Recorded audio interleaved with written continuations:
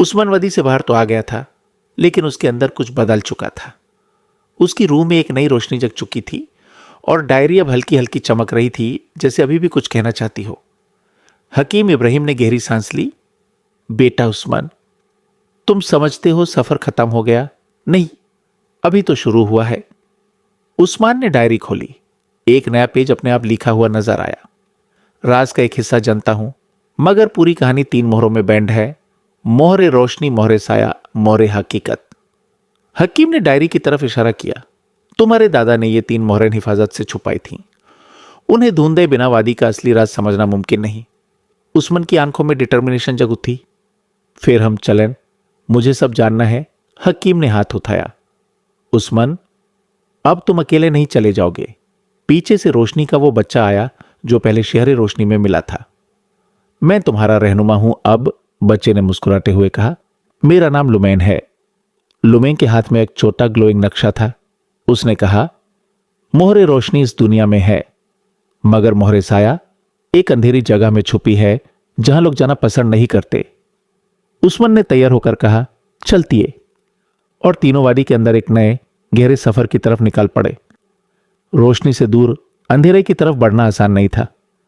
उस्मान का दिल तेज धड़क रहा था।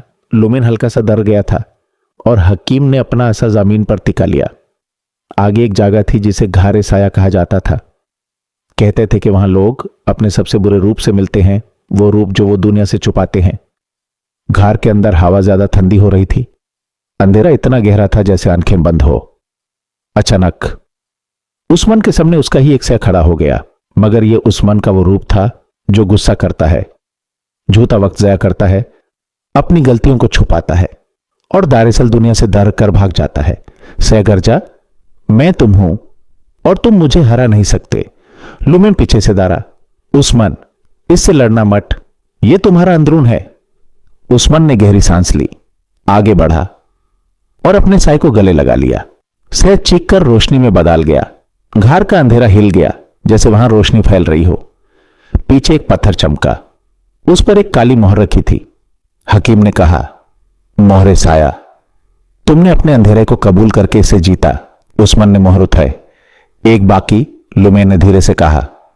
सबसे मुश्किल वाली, अगला सफर उन्हें एक ऊंची पहाड़ी पर ले गया। पहाड़ी हकीकत। जब वो सब ऊपर पहुंचे, वहां एक पुराना दरवाजा था। दरवाजे पर लिखा था, हकीकत को वही देखता है जो खुद से झूठ बोलना छोड़ दे।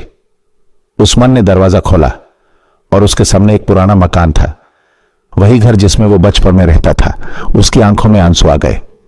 ये मेरा घर। एक कुर्सी पर एक आदमी का सया बैठा था, सफेददारी, गहरे ने। आवाज थोड़ी लारसते हुए बोले, उस्मान। उस्मान रुक गया, दिल धड़कना रुक सा गया। ये उसके दादा रहमान खान का सया था। दादा, उस्मान की आवाज टूट गई। दादा का सया मुस्कुराया। बेटा, मुझे पता था एक दिन तुम यहां तक जरूर आओगे।